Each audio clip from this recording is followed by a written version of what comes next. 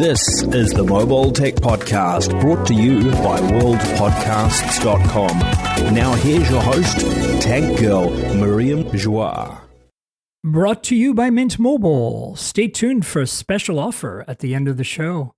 Hi, and welcome to the Mobile Tech Podcast. I'm your host, Miriam Joie, and today is Friday, June 26, 2026. Ooh, that's nice.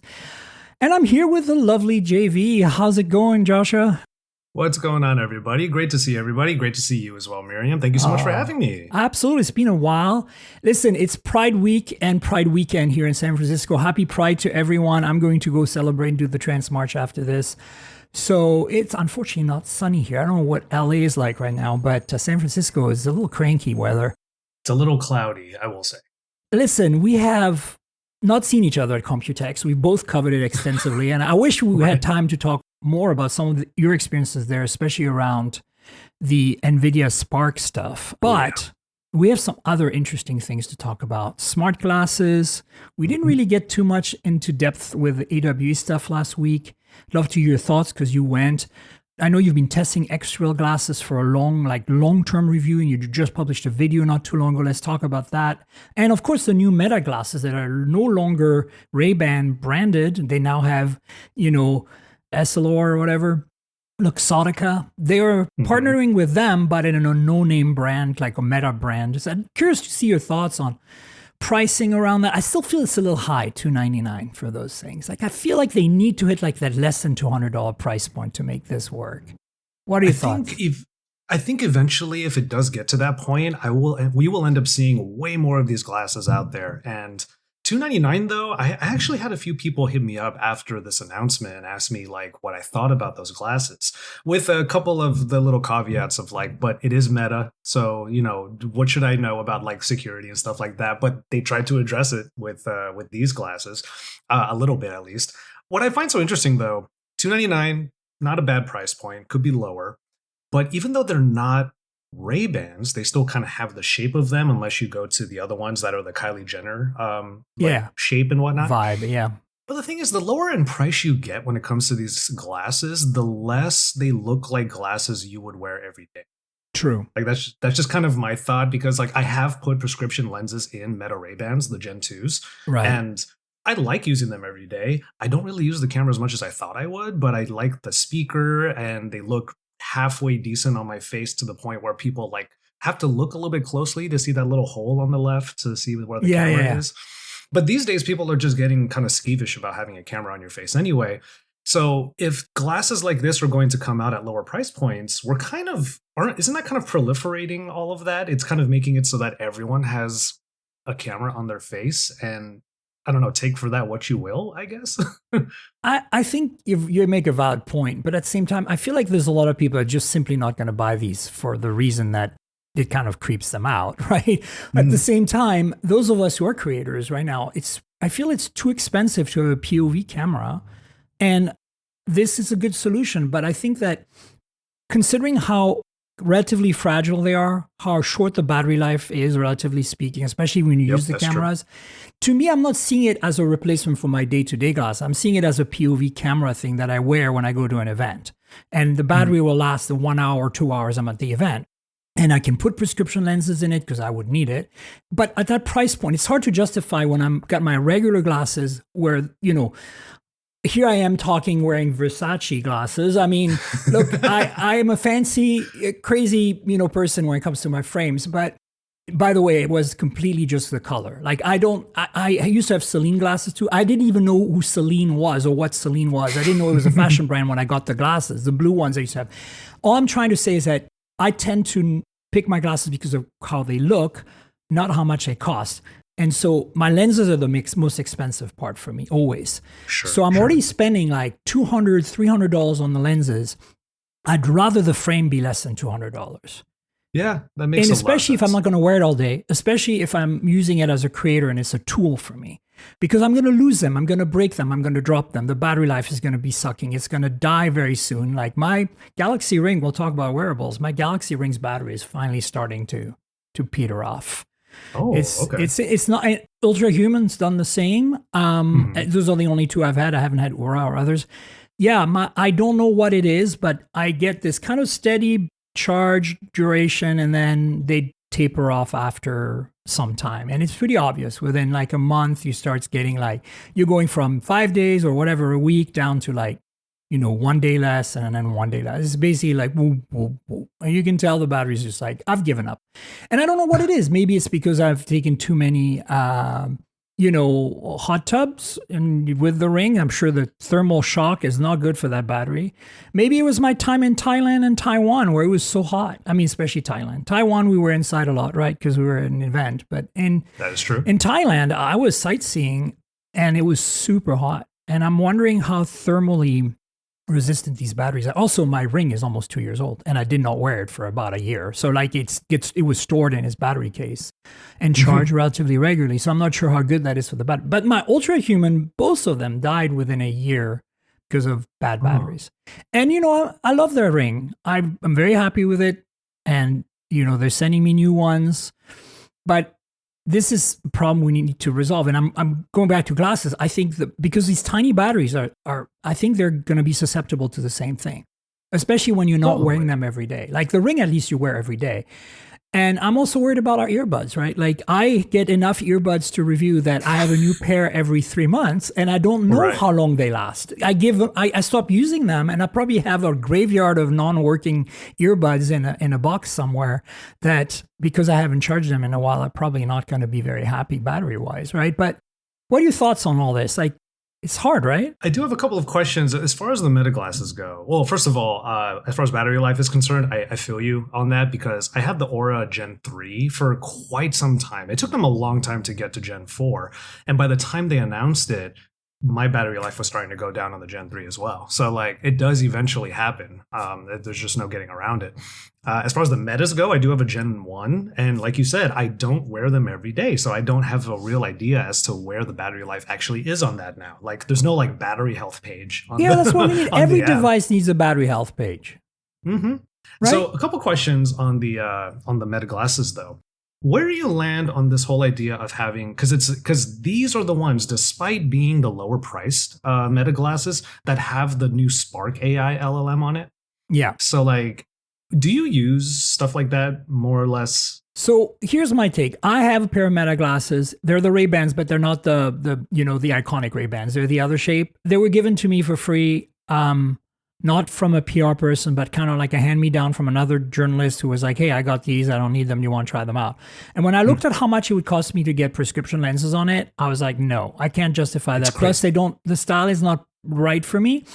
So I have really zero experience as a user of Meta glasses. I only have living vicariously through all you all, JV, yourself, and others who use them as content creators. And what I've seen is great. I want them desperately, but I'm waiting for Google. And I'm not waiting for Google's smart glasses per se, like the big display equipped expense. I'm waiting for a $200 disposable almost frame that has a camera and speakers and microphone, and then I can use Gemini. Because here's the thing. I don't use Meta products much. I use Instagram and Threads most, a little bit of Facebook for family. That's it, and WhatsApp for family because my family's in Europe. But I could live without Meta as an ecosystem and be perfectly happy. There's no way I'm going to invest in a product unless I get a free, PR review in it that has the Meta ecosystem. And I'm really freaked out by their AI. Like Google, I'm freaked out in general by the privacy implications. We'll talk about this with the Fitbit Air that I'm wearing right now, right? But I'm generally worried about the implications of AI right now. But I have so much invested, or rather, siloed in Google right now that I'd rather use Gemini and just put everything in that, right? Agreed, yes. Plus, I hate to say this, but they locked me in because, not only because I've been using Gmail since day one, but because the PR people keep giving me free access to all the AI stuff. Like, I'm not paying for my AI Pro subscription on Gemini. I have it. And so it's fantastic. I use it. It's great. It's let me do all kinds of cool stuff and test all kinds of great things. Like the Coach, which is an optional extra for this Fitbit Air. But do I want to start using Meta AI when it knows nothing about me? I can't add a calendar entry. I can't do anything. And there's no way I'm linking it up to my Google. That's like, I don't trust Meta at all. Like, I'm sorry. Like, I don't trust Google much. I don't trust Apple much, but at least I trust Apple probably the most of the three. So here's why I asked this is because when it comes to having AI so readily accessible, I mean, we all know that smartwatches could do that a little bit, but the glasses are like the new frontier of that. Mm-hmm. And I am literally one of those people now. Like you probably noticed I'm wearing the Even Realities I was going to say you're wearing smart glasses. Yeah, they look great on you, by the way. Those are nice. Thank you. And the AI that's on these, because it doesn't have a speaker, it doesn't have a camera, but it does have a microphone and a display. And you know what? That is actually where I would want my smart glasses to be, because I used these when I was abroad the last few weeks. And I was constantly asking it questions about where I was, what the exchange rates were when I was shopping and all that stuff. And those, while it wasn't instantaneous, because it still had to like go to the phone, process the audio, come back. There was a little bit of a delay in the middle, but it was still so convenient. And on the Meta glasses, it would be the same thing for the most part, except it's all auditory, which is less ideal for me, I will admit. I prefer the display because I can just like discreetly know what I'm being given. There's like, at $299, putting an AI on your face and making it so that information is so readily available to you, I get it. There's a ton of implications when it comes to it.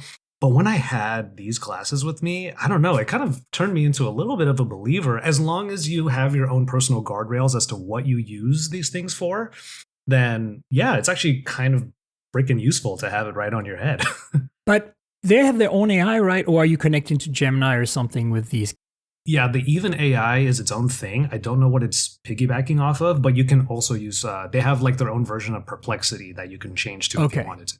Yeah. So you can connect to something else. See, I'd rather trust a startup at this point doing this. Right? Like, you know what I'm saying?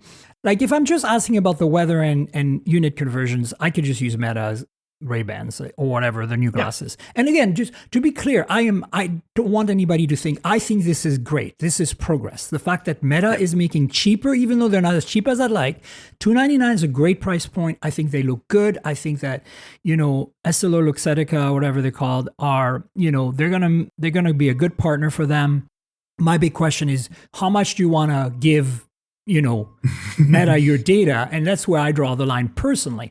But I think it's a step in the right direction. But I'm more excited to see what the announcements from Google I/O, where we know that a similar product is coming, right, with Gentle Monster and whoever the other company was, can't remember now. Because that's where I want to go. Because I'd rather have Gemini. Because it's not like I don't really need to add a calendar entry and I don't really need it to read my email, but having the option for it to know the context is really helpful. Yeah, definitely. And that's what I'm finding with my earbuds, right? Like, I use my earbuds every now and then to talk to Gemini, by just triggering the assistant with any earbud. I'm not like using the Pixel Buds. They don't sound good enough to me. Like, my darlings right now are the Samsung Galaxy Buds 4 Pro. These are absolutely delightful. I also have the Galaxy Buds for non-pro, and they're just as good, but I need noise canceling and better sound insulation. I've got the black ones here. All I'm trying to say is that I think that having an assistant that you don't necessarily need to pull your phone out for is a nice perk, whether it's glasses, earbuds, a smartwatch. Like when you're in the kitchen, you don't want to pull your phone out. Your fingers are dirty. It's way easier to, talk to your smart speaker, right? Or to talk to your watch by hitting a button. You get a little bit of mess on your watch. It's easy to clean. You just run it under some water and, take a bath or shower with it the next day or whatever. The crud will come off. So that's kind of where I'm at. But I think for me, the thing that makes it very exciting is a POV camera. I somehow because I review cars and stuff, like, it's so nice, like having to mount a GoPro. It's not a GoPro. I use DJI now. But, who doesn't use DJI these days? Except for me in Canada, I still get all their stuff. So, Yeah, but, I wish we had that here. Yeah, but let's say Insta360, you're doing a fantastic job right now with their new cameras. Exactly. You've got all the stuff. And so, it's a pain. You set it up, suction mounts, you have to adjust it, even though there's a screen that's removable on them now and all that. It's just a pain. POV glasses, done. Like, I don't know. I think it's a progress. I just don't want people to think that I'm against these Meta glasses. It's just, for me, it's Meta. It's just, and I'm glad to see you wear event realities because like that shows that, and it's working for you without a speaker, that you like this interface. I'm not against the display either. I think it's, for me, it's the price point. Like, I think these things to me should be like earbuds. Like pretty much we should have these down to $100 in a few years. Like, you know what I'm saying? It's just, they need to be an accessory. They cannot be your main product. Yeah. To your price point, these are probably the most exorbitantly priced ones because they already come in at like something like over $400, and then prescription is another $250 or something like that. Right. These are not, just to your point earlier, unless I got a review unit of some sort, which these are, I'd probably find that barrier of entry way too high. Yeah. And so how do you find battery life on these? Since you only have a microphone display, do you wear them all day? Do you find that they peter off after some time? You need to swap glasses, or do you just leave them on and say, screw it, I'll charge them in the evening? That's pretty much what I do. Because since these have my prescription in them, like they are essential regardless. But I do find the battery life to be quite good. It could be a day and a half if I'm not getting a ton of notifications or if I'm not engaging with the even AI all the time.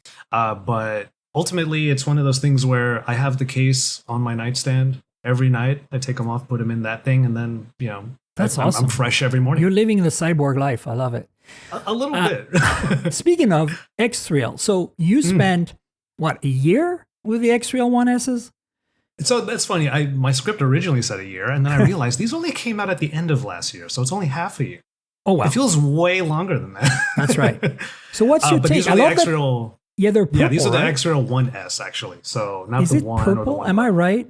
Oh, it's like bluish. Bluish. I would say. That's it's very good looking. Wow. I love it. Mm-hmm. I love what Xreal is doing, honestly. I have the Pros, whatever they're called, with a prescription. Yeah, the One Pro, yeah. I don't remember if they're one or whatever. I can't keep track of their glass naming scheme yet. That's fair. But it was with the one lineup that things like really changed up. And I was making this point in my video that it's the chip that they put into the glasses, because potentially, I mean, if yours is a previous edition of the Xreal glasses, they required being connected to some sort of like the Beam Pro. Beam Pro, yeah. In order for it to have smooth, like, so I have those that came with the Beam Pro, whichever model that was. And then I also, and I don't have a prescription lens for those, so I don't really use them. And then I have, turns out actually the prescription mount for my Pros fits those. So I figured that out later, but the Pros are better, right? So I use those. Yes. And I use them purely as a display. I'm not trying to like connect them to the Beam Pro or anything. I'm just like, on an airplane or something, I want to watch. It's mostly for content consumption. I don't think working for me has been a great experience yet. I don't know about you though. That's sort of the core experience that these glasses have, and we keep calling them AR glasses, which is fine. They're displays. They're displays. They're projector glasses is the term I keep using, but none of the companies will ever use that term. Of course not. They want the word AR in there. Exactly. Yeah. But that's the thing. Like, it was the aha moment always comes when you think about the tech you're already using, or rather, when you think about how you engage with media in the first place. And then you think to yourself, oh, if I plug this in, I put it on my face, they're just like a pair of glasses that might be like moderate, like minimally more heavier than a regular pair of glasses. But that's a very fair trade-off when you realize you have like a 150-inch effective screen that's right in front of you. And also, it's just for you. Like, my favorite thing actually is to connect these to an iPhone 17 Pro. The iPhone Air, unfortunately, doesn't. I love the Air, but it doesn't have display out, which is the worst. But oh, it doesn't. I didn't realize that. It doesn't. It's the only feature I feel like it's truly missing. But anyway, I would connect it to an iPhone Pro of some sort, or even the regular iPhone, and use VLC to watch like downloaded content. Right. And then the VLC window will actually just show an icon because it knows it's connected to something else. No one knows what I'm watching. Like, I'm just watching anime, K-dramas, whatever the case may be, but it's just for me. And that's one of the reasons why I really like it. To your point, working on a plane, the hunch, like you're always hunching down, looking at your laptop. That's a benefit of the glasses. But honestly, it's a great entry point into what is becoming more or less how we're going to engage with various forms of computing, if you choose to do it. Because Extra Aura, which was at AWE, like, that's a great time. That's the next thing. Yeah. Yes. I'm really looking forward to it. I'm both excited about the high-end stuff that we've seen. Like, I think the Snap specs are not quite, too expensive. Like I want it to be the price of a good smartphone, like a high-end smartphone, with a display and a microphone, the cameras and everything. I'm okay with you still have a puck at this point in the development of it, right? Like some people, and I get that, and I think that's why the specs are so expensive.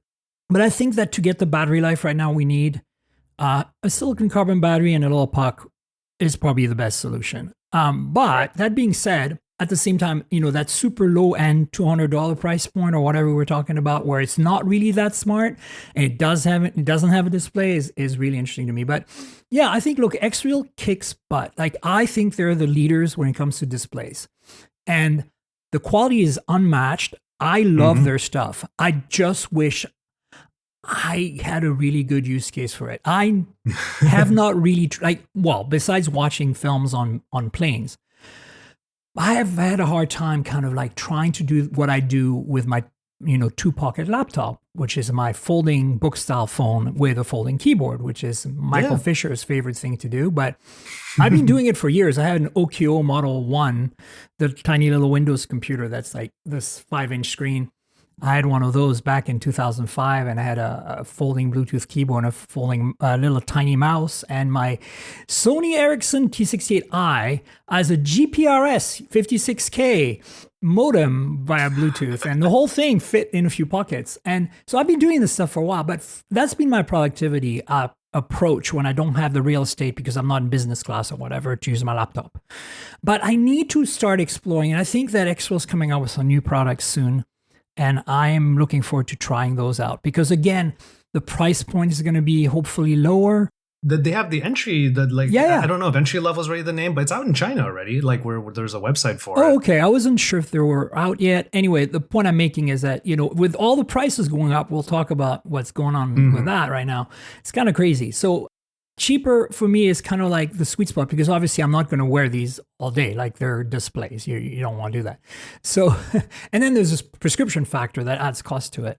But I need to try. I think you're encouraging me from watching your video about Xreal to try this out for myself on a productivity setting versus a content consumption setting. I was about to say, in a productivity setting, it manages to fit in pretty well with it, which is great. Like that's a great ancillary benefit. A question I have for you though, Miriam, is like, are you a big content consumption type? No, because like I'm a gamer. I watch so much YouTube. I'm all over like K-dramas and anime and all that stuff. And I think that's sort of the easiest road of entry into these kinds of classes for most people. So it's interesting to me to hear your perspective and how like that's not quite your entry point. Well, no, I do consume content. I do a lot of YouTube watching, mostly my friends, right? Also because it gives me a good perspective for the podcast to get everybody's point of view on a device that might be a hot device right now. So of course I watch you and I watch Michael Fisher, Mr. Mobile, and I watch Marquez and all the group, everybody we know, right? Everybody we hang out with that you guys see, you see our faces in various of each other's videos is because we go to the same events, right? So all of those people, of course, I do follow, but I also a lot of car stuff, a lot of science stuff. I like, anything related to airplanes. I love airplane stuff. So there's that, but that's YouTube. And then of course I do watch some Netflix, some, of the Apple TV and all that. And that's kind of really as time permits to kind of wind down on a really busy day. I find that here's the thing, Josh. I commute between Vancouver and San Francisco a lot. It's only a 2-hour flight. So, and I do it so often that I know kind of like the timing.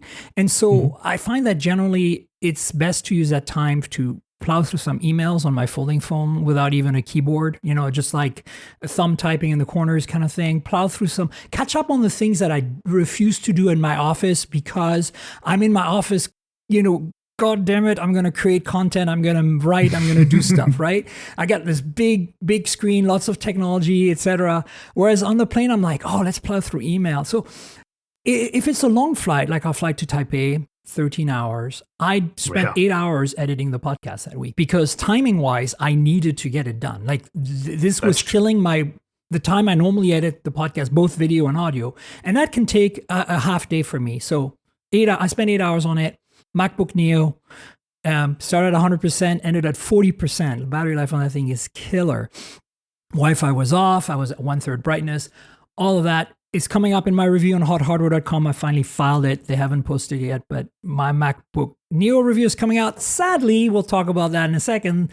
Mm-hmm. I wrote it when the price was different, so it's a different perspective now. But anyway, the point I'm making is that for me, especially if I'm in business class or something, pull out the laptop, content creation, writing, a lot of writing for my work. So I need to figure out how I want to use Xreal glasses on a flight, and I feel like plowing through emails on a 2-hour flight between San Francisco and Vancouver is probably not going to be what I want to do, use them for. But I think that the occasional time when I'm on a flight, flying back from Asia, I didn't have much in terms of deadlines. I had a bit of writing to do. So I did watch TV on the big screen in front of me that comes with the airplane. Like, I was in business class, so I had a bigger screen. But honestly, I'd rather do it on my own, display, because then I don't get interrupted by the announcements and all that stuff. I still hear them. It's fine.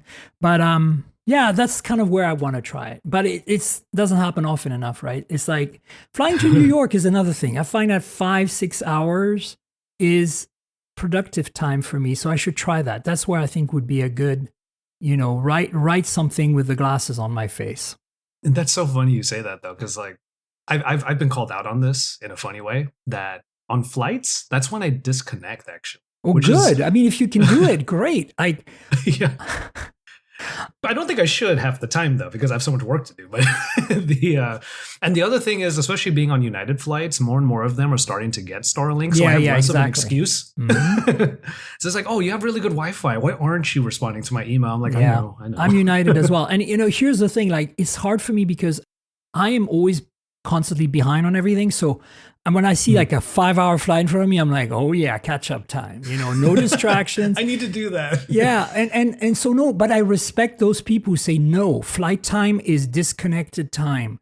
That is very, very. I admire those of you who can do that. I used to, but it's become like, oh my God, I have 5 hours that I can just focus, or 3. Practically speaking, ends up being 3 hours because there's a meal or whatever, right? Interruptions, take off and land, you can't have your stuff out. I mean, my folding phone I can have out, but a laptop you can't. I think, would they be okay with the Xreal glasses on your face during takeoff? Yeah, and totally. You okay with that? Yeah. Okay, cool. That changes the game a bit too. But like, I'm going to try it. Next time I fly to New York, I think that's the sweet spot. Like flying to Asia, obviously, generally it's business, so I have space. I can pull out my laptop and be comfortable. But I think, flying to New York is always economy for me, usually, unless I get bumped. And then it's a little cramped. And, the folding keyboard and folding phone solution generally works on the tray, or just holding the phone by the corners and working away. I've literally written whole articles like that on a 4-hour flight or whatever. Now I need to try that with Xreal glasses and a non-folding phone, because you don't need to have a folding phone then. You don't need the big display. You can just use like a Pixel or Galaxy of some kind. So just make sure it has display out. Yeah, right. Yeah. Talk about the iPhone Air here. So you've had a good experience. It's been productive for you. Oh yeah, I love them. They are the easiest thing to put on the list for every travel bag, because like it's just the size of a regular old glasses case. So it's really a no-brainer for me. And even if I don't use them, they don't take up a lot of room. So for those of you who are listening and going like, are they showing stuff? Yes, we are. Like, I was talking about the purplish, bluish color of the Xreal glasses that Joshua has, and I was showing my Fitbit Air, which is the berry color, and I was showing the earbuds from Samsung earlier and my Galaxy Ring. There is a video version of this podcast, folks. You can get it on Patreon. It comes out a day in advance every week for $5 a month. So patreon.com/TNKGRL, like my handle on Twitter and all the other social media. So TNKGRL, like Tankerl, comic book character, drop the vowels. If you want to support me, that's the way to do it. And you can see our faces, we can see us handle devices, all that good stuff. So fun. Let's talk about the Fitbit Air a little bit. Look, I've only been wearing it. Yeah, you're not wearing anything anymore. I noticed you have the tan line. So you must have been wearing a smartwatch when you were in Asia, right? That is literally the reason why I'm not wearing it, but I'm trying to even out the tan line. Oh, nice. Okay. Well, I'm double fisting right now. I've got the Pixel Watch and the Fitbit Air. To be clear, I don't only wear a Pixel Watch. I do have my favorite is actually the OnePlus Watch 3, I guess. I love that thing. And battery life is exceptional. I also have a Galaxy Watch Ultra, the first gen. Technically we're still on the first gen, but they did update it a little bit, like 1.5 gen at one point. So those are my three that I kind of rotate through. And so I'm struggling with, you're kind of data driven because of your, CGM, right? Mm-hmm. So you follow closely your body metrics because of that, because it's vital for you. For me, it's not vital, but I like to track my sleep and track my activity. Some of you might have noticed I've lost a lot of weight in the last few years, and that's because I've been taking care of my health more. And the problem I'm running into, JV, is when I have my OnePlus Watch on, for some reason, I get double the step count on everything because I'm also wearing a Galaxy Ring. And I don't know why. Like, everything goes to Health Connect because, I want Google to aggregate all my stuff because Google is where my data lives. Yet I get all kinds of errors. Or like, I'll give you an example. The first night that I wore the Fitbit Air, I took off my Pixel Watch. I was like, let's see if I can just get sleep tracking from the Air. And of course, I'm still wearing the Galaxy Ring. So let's see if they correlate, right? That's a good test, right? Mm-hmm. Now, when I'm like, only when I wear the OnePlus Watch, I get double the data on everything, except for sleep. My step count is double. My activities are double. And I'm just like, and I've tried to look into how to fix, and I haven't figured out. It messes up all my predictions. And especially the Google Health now, which used to be the Fitbit app, they gave me the AI for free, which is the coach. And the coach is completely freaking out, saying, you walked 30,000 steps. You need to slow down. Like, you're going to die. And I'm like, no. I did have the normal activity. I always do up to 10,000 steps a day. And I did not do more than that. So I can't figure out how to clean up the data. And I'm not going to spend my time cleaning up AI data. Like, screw that. That's not my job. Yeah.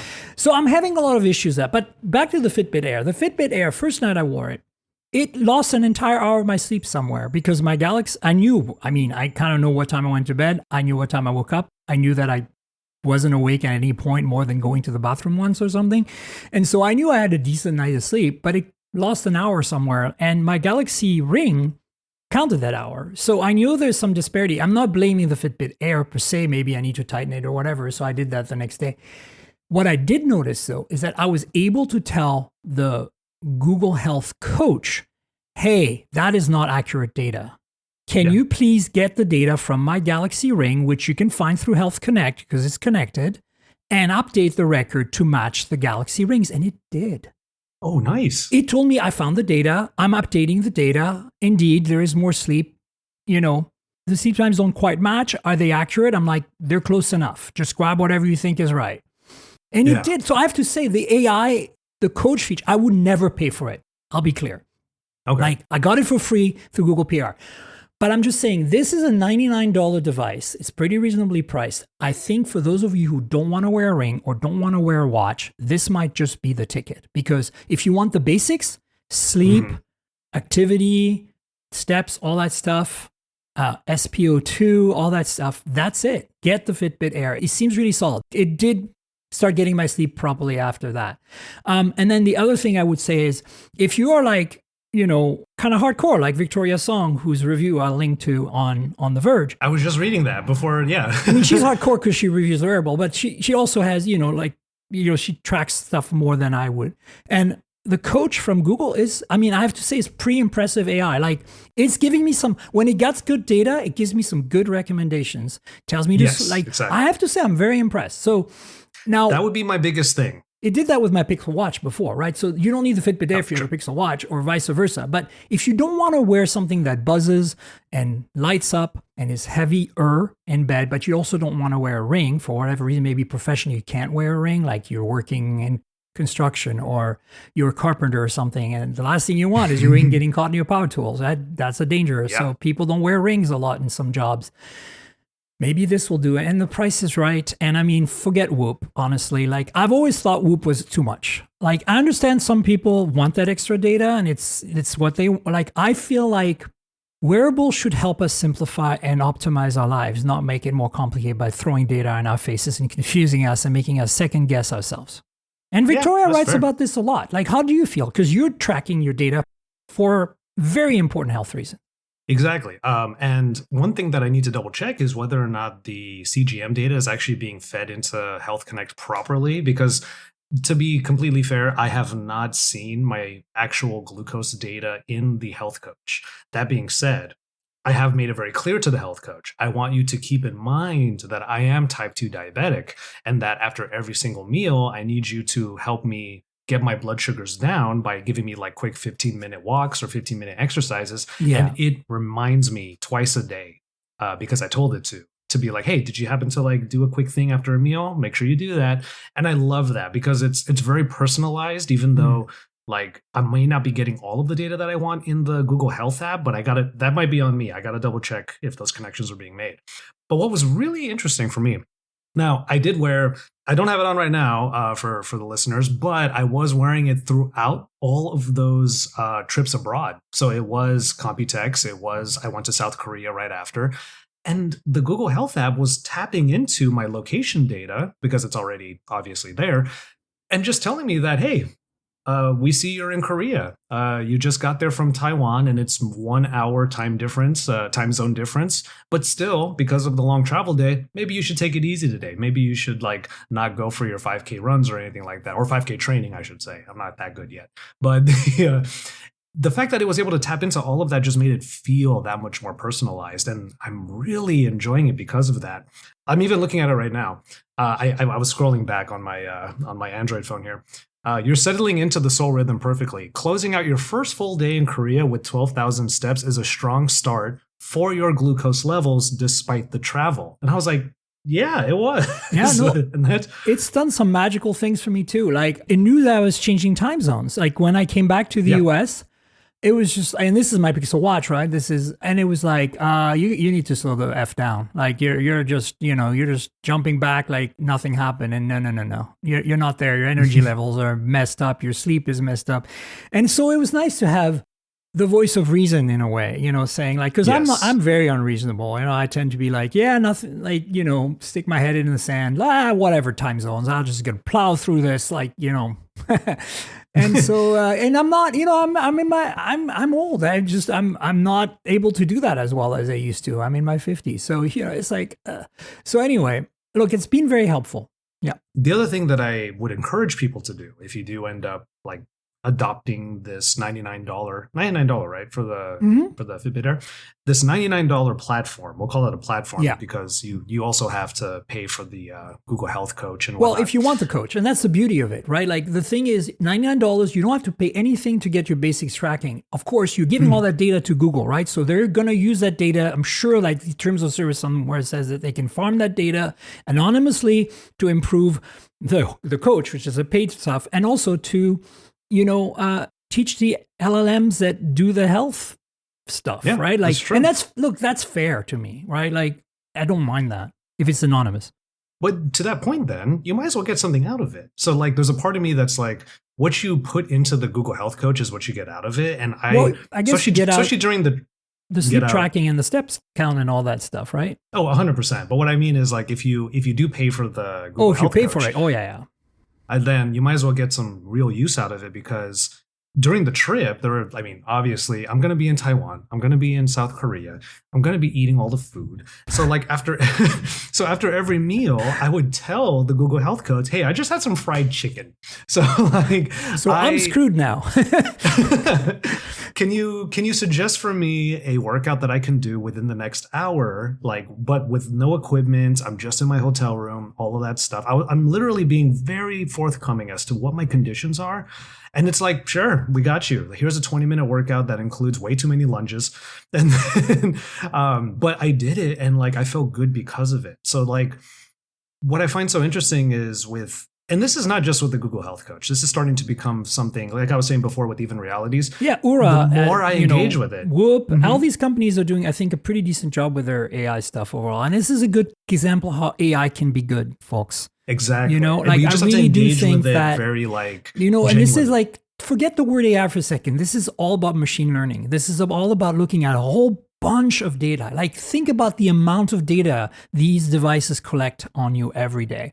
And then it's like this literal cloud of data that the AI has to, or the LLMs have to parse through to kind of make sense of it and find patterns. And this is where, machine learning solves that problem, and large language models solve that problem. This is real. And, we know this from healthcare. Healthcare has improved drastically through AI diagnosis. And, it's a real thing. Like, I do not have any issues with AI as a technology. I have an issue with the way, and, this is an ongoing topic on the podcast, Josh. I have an ongoing issue with how the tech companies are positioning AI and how it's all about, their investors and their bottom line, and they're pushing it in this unhealthy way because they're trying to make money off of it. And of course, that's a good segue to talk about how it's messing up with the rest of our tech. Oh man, I don't know. Prices are crazy right now. Like, oh, man. I mean, the price of living generally is crazy. I'm sure you noticed that in LA as well. And SF is, it's out of control here in SF. But at the same time, Apple just raised their prices, and that's like the writing on the wall. I didn't think Apple was going to raise their prices for quite a while. I figured that they had enough runway, enough stocked parts that they would just absorb it somehow. And nope, they just went up $100 on the Neo. Oof, that makes it less of a value proposition. Right. I'm a little bit. I feel like I'm a little bit more cynical when it comes to the way that Apple was approaching all these price hikes, because I've been seeing a lot of people make content about reacting to these price hikes that Apple has just done, and we'll go through like some of them in a bit. But I thought everyone was giving Apple way more the benefit of the doubt when it came to, they're a huge corporation, they'll be able to like swallow some of the costs. But when a company like Apple sees how everybody else is willing to pay $200 more for a PS5 or something like that, of course they're going to want to like jump on it as well. And in a way, it's not really jumping on it. I don't want to be that cynical, but eventually their hand would be forced. And it doesn't surprise me that it's happening at any point, honestly. What does surprise me is how other people are also reacting at how, because Apple was able to do it now or had to do it now, this is what it's going to be from now on. Yeah.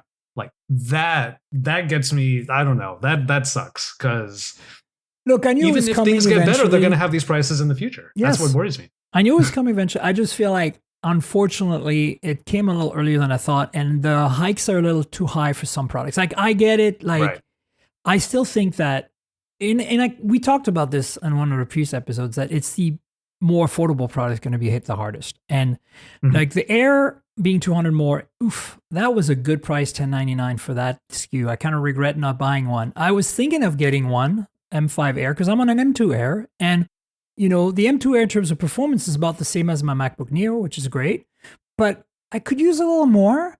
And so I was thinking, maybe it's time, like the price is right. It has the right amount of base storage and the right amount of RAM that I need for long-term use. I should pull the trigger. And like last week, it was at the Apple Store getting a battery replaced on an iPhone. And I was just like, I should buy it. And then I could trade in my M2 Air and it would give me $300 for it. It's like, it was perfect. And then I didn't do it. And then now they raised the prices and $12.99, and the Neo $100 more. I mean, I think the high end stuff, I can kind of think it's a little easier to digest, because the people are going to buy that stuff, they're going to spend money anyway. Right. I'm just surprised that they didn't kind of make it $50 more for the Neo and $100 for the Air. I think that would have been more palatable. I also think that then they could have increased it again when they release new models. You know what I'm saying? Like, and they might still do that. I mean, the thing is going to happen. The iPhones didn't get affected, but I'm pretty damn sure that the new iPhone Pro and whatever, the new ones in September, are going to go up. Remember, they're not going to launch 18 until the spring, alongside a new Air probably. So at this point, that's the rumors. We're going to only get the Pros and then the Ultra in the fall. Oh, interesting. So they're going to change, like, how right now we have all the phones and then we get the E model in the spring. Yeah. They're going to kind of balance that out a little more. So we're going to get all the expensive Ultra Pro phones in the fall, and then we're going to get the E and the regular and the Air in the spring, apparently. Interesting. I didn't realize. We'll find out.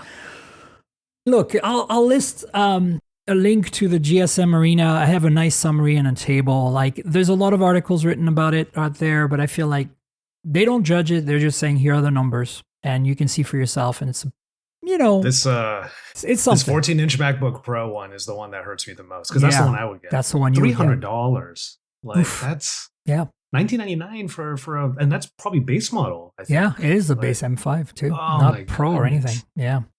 All right. So look, another thing we didn't talk about is, speaking of phones, Sony made a phone, of course, Xperia 1 Mark 8, and some reviews are out. I'll link to the Verge's just because I really like Dom's reviews.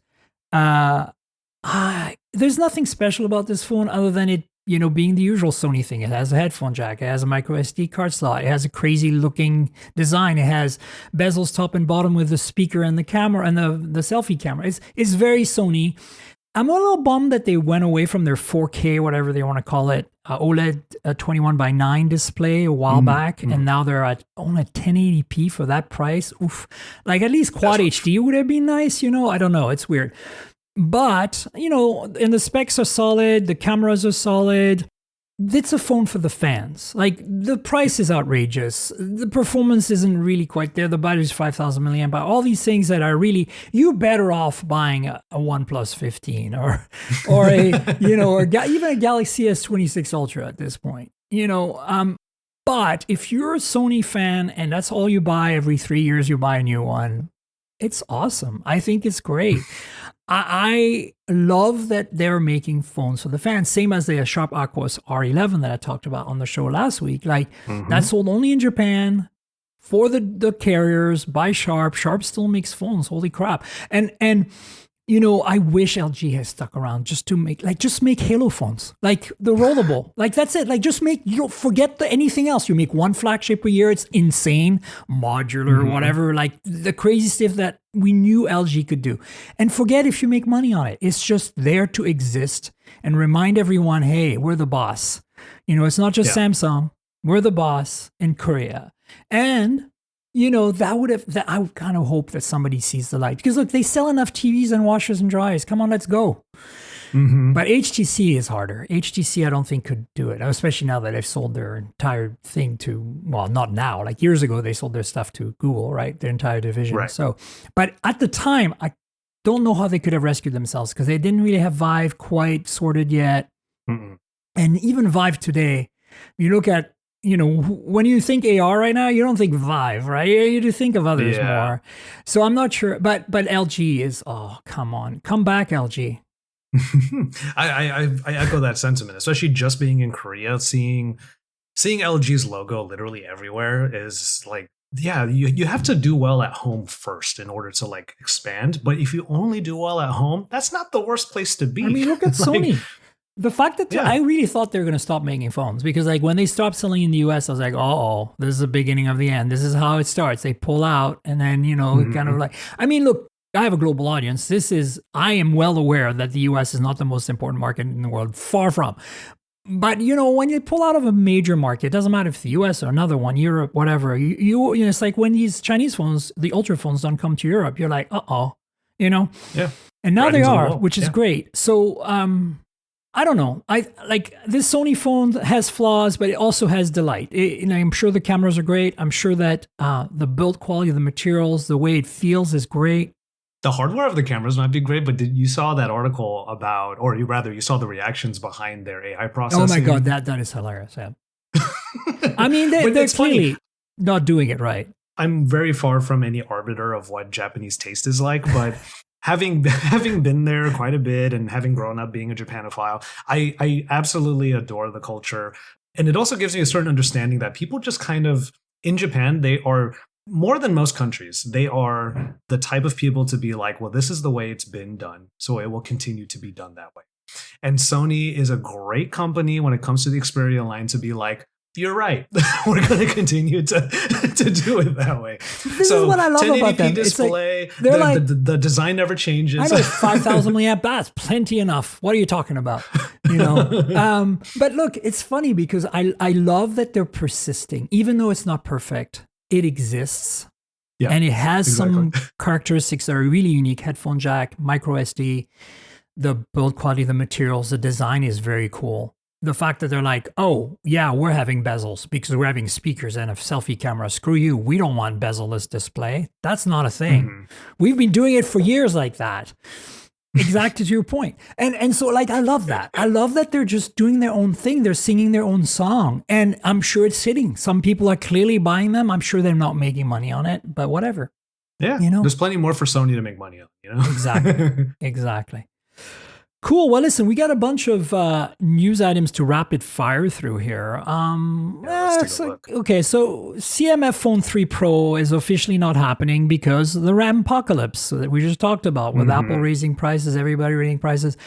It's not surprising. The CMF Phone 2 Pro last year was one of the top 5 phones of the year.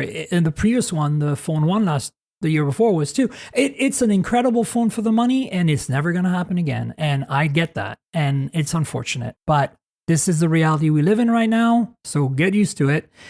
No Phone 3 Pro from CMF, but they did start leaking and showing a Phone 4B.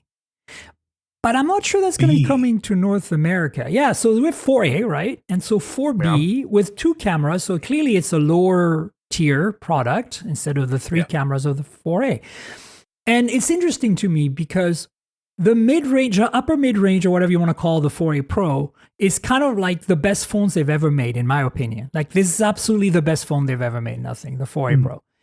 It's not a flagship, but it's the best phone. So are they going, is the 4B now the new mid-range? Like, you know what I'm saying, for them, because I don't know. I'm excited. I'm going to reach out to see if we can get a device because I know, I have a feeling this is not coming to the US at all. But I like Nothing, and I like their products, and I like their phones, even their cheaper phones. And if they're not going to make a CMF Phone 3 Pro, maybe this Phone 4B, whatever it's called, is going to be it. It's going to be cool. It could be thing. It could be that the 4B is what this is very much conjecture, but it could be that the 4B is what the CMF phone was going to be. Remember last year they made a phone, like it was basically identical to the Phone 3 Pro from CMF, but it was missing the telephoto. Right. And an industrial design that matched more Nothing than CMF. Right. And then so in this case, it's like if the new or the supposedly new CMF Phone 3 Pro was going to have to be price hiked to a certain point, that's pretty much what the price of the Phone 4B would be. All these names are crazy, but I know. I'm actually looking for it right now. This is like the middle ground the only middle ground they could strike, I feel like. And to your point, I enjoy Nothing phones very much, and I do still kind of wonder how much farther away from the glyph interfaces we're going to go, but it's Phone 3A Lite. 3A Lite. Do you remember that? Barely, but yes. Just type Phone 3A Lite specs and you'll get the GSM Arena link probably, and then you can click on it, the database, and you'll see what I'm talking about. Yeah. There you go. I think Lewis sent me one. It never made it to the US, and I kind of feel like the Phone 4B is that phone, but for this year. Anyway, as you can see, very very budget, So that's probably what we're getting here. And then what else is new? Oh well, okay. So let's see what happens with that. I'm gonna try to get one. I want to get every Nothing phone ever made. So that's my mission. Oppo Reno 16 series is now globally available. As you know, it came out in China. We covered it a couple of weeks back. Mid-range from Oppo. I do believe Ben Sin has a video review out. I will link to it. Of course he does. Of course he does, because he gets everything and he's awesome. But here's the thing you need to know. It is slightly different specs than the Chinese model. So the cameras are still the same. A big 200 megapixel main sensor, dual 50 megapixel ultra wide telephoto, 50 megapixel selfie. All that good stuff is there. All the nice 144. It's a small phone, 6.3 and small by today's standard. 144 Hz AMOLED. All that good stuff is still there. Big battery, 6,700 milliamp hour silicon carbon, 100-watt charging. All that stays. The only thing they kind of went down from the Chinese model is the MediaTek Dimensity 9500 was replaced by MediaTek Dimensity 8550 Super, which is probably a variation of the 8500. And then the non-Pro model has a Snapdragon 7 Gen 4, which is pretty standard for mid-range. Look, I like the Oppo Renos. The problem is they proliferate too much. Like, you know how the Vivo V series, the same thing. Like, they make one every 3 months and I can't keep track. And it's like, but it's nice. It's always nice, and they're always decent. The Vivo V series in particular has the Zeiss optics and the Zeiss treatment on the cameras, like in terms of the software. Right. Like they're always solid, and every time I get one, every year or two I get one, and I'm like, wow, they're great. But I can't. For a while, I was trying to keep track. This is my quixotic approach to reviewing phones, JV. I was trying to get every Reno.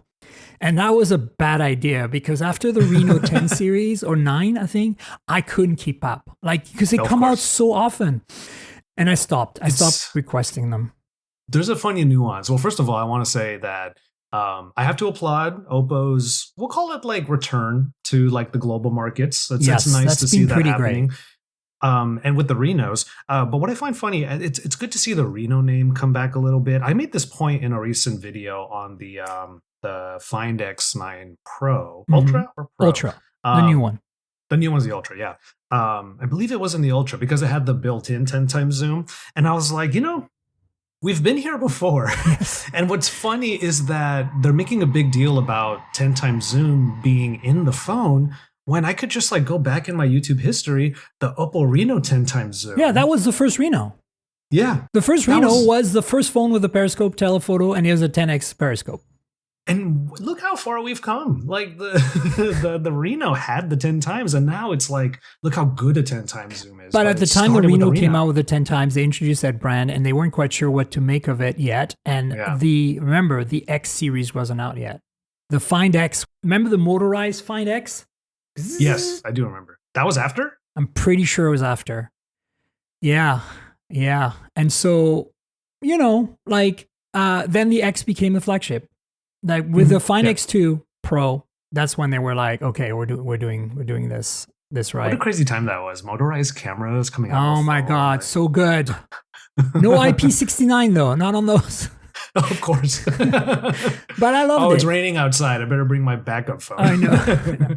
Anyway, so check it out if you're living in a market like Europe where it's coming. Another phone that caught my eye this week is the Tecno Camon Slim. Tecno has been making slim phones, that kind of iPhone Air, not quite as thin, but 6-ish millimeter phones for a while with the Spark Slim and then the Power Slim. And now they have a Camon Slim, 6.39 millimeter. It's got a little display between the two cameras. It's got that, by the way, I have to say, like that design, they started that design. Before the iPhone Air, they had this design in the back. Oh.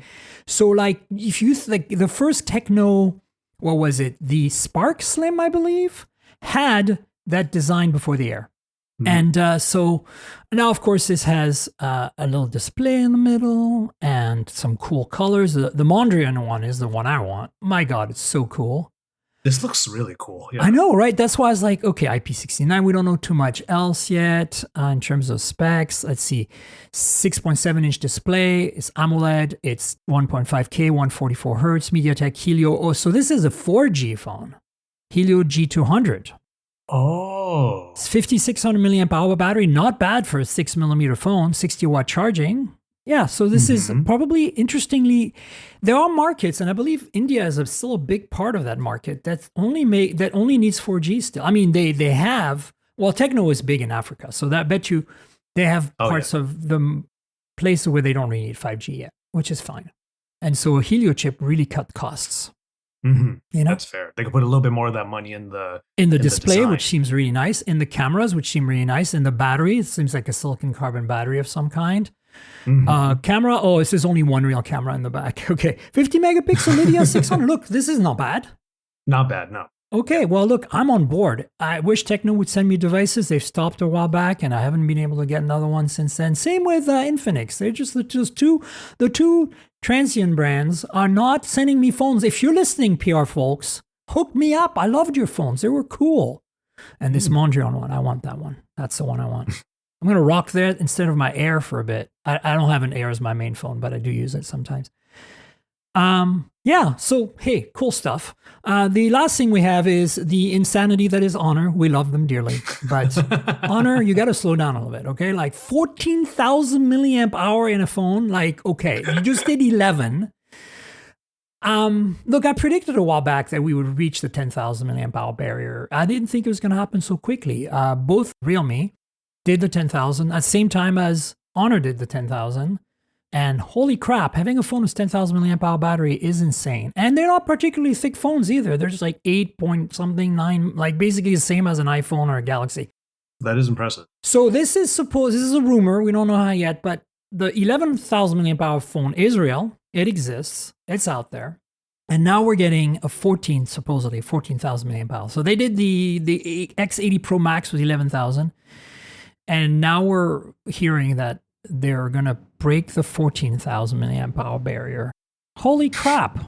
What do you think of that? I didn't know there was a barrier to begin with. No, it's no barrier. I mean, there's no barrier. It's just, it sounds cool, right? Like, I mean, look, we're starting to clamp down on like power banks on planes. Wouldn't this be a problem? Well, Honor would say, well, we don't care. It's just about, like, we want to show that we can do it, right? Like, there's a thing they're there. like the battery factories are here, so we're not traveling with these phones. It's all here. No, you make a good point though, because especially the power banks are becoming an issue on the flights. Like when I flew VIII Air to Thailand Yes. from Taiwan, and they were like, no, you can't use your battery banks. You can't use them at all. What an interesting thing. Yeah, it's kind of crazy. Because in the past, like, I'm all for plugging in if there's an outlet and if I need to charge, but it's always nicer to just not have to worry about, is there a plug? Where is it? Is somebody else using it if you're in economy, all right? Because usually there's not as many plugs as there's seats. Like that, you pull out your bank, you plug in, you're good to go, right? And then the other thing is MagSafe banks. They're pretty small generally. They're pretty thin. Like, the official one for Apple or the third-party ones that OnePlus made that little one. And then like a bunch of them are really thin and fit really nicely the back of your iPhone Air. You're quite familiar. Like, why couldn't you use that? Like, it's a little vexing. But look, safety first. I get it. Because there's so many janky battery packs out there and people drop them. And I do not believe it's very healthy for a lithium-ion battery to be dropped, no matter what you say. Indeed. Like, I just imagine what the battery tests would look like on a phone like this. Because I don't think they have the battery tests like they have on phones. Like phones are tested for really, like, I don't think any of the battery bank makers test for drop. Yeah, true. Like there's no standard around that. So I can see their point. I don't know. Well, for the Honor phone, I mean, if any of us were ever to get our hands on this phone, like I don't do battery tests the way that I used to when I was at Android Authority, but imagine the people who still do.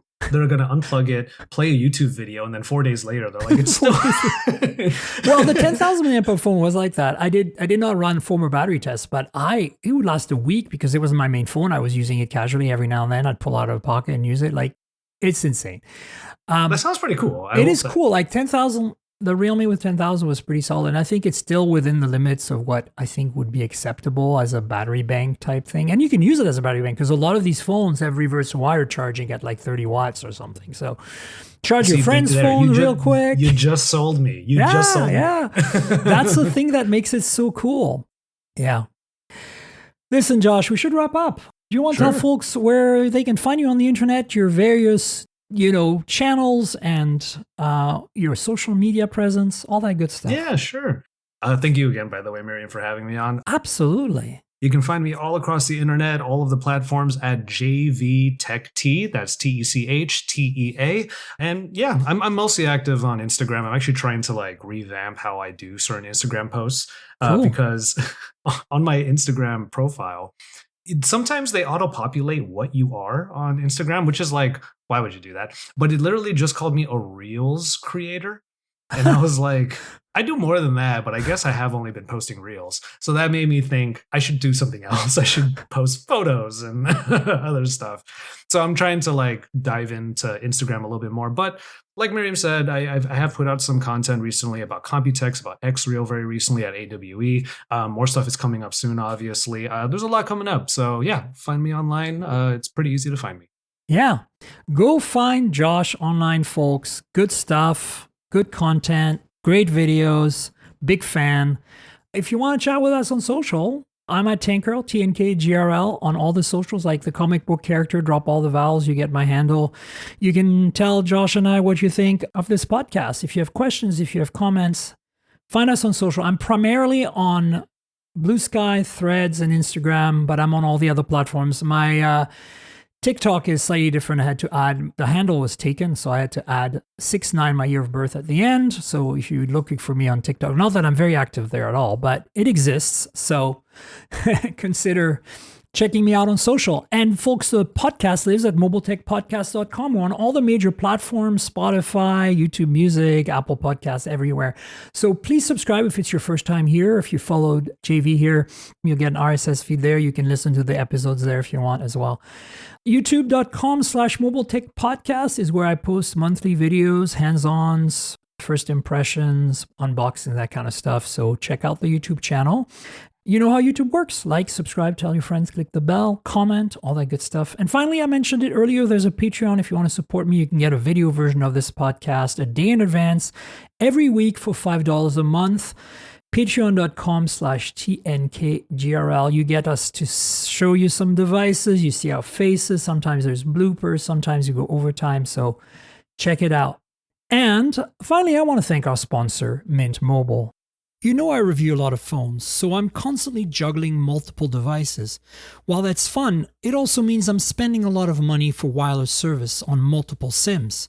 Thankfully, there's Mint Mobile, and that's who I'm teaming up with for today's podcast. If you want to save money on your wireless service, switch to Mint Mobile. You've probably seen the Mint Mobile ads featuring Ryan Reynolds, but let me quickly tell you how fantastic their service is, especially for tech-savvy early adopters like us. Mint Mobile offers premium wireless for as low as $15 a month, and you don't have to sacrifice any coverage, speed, or data.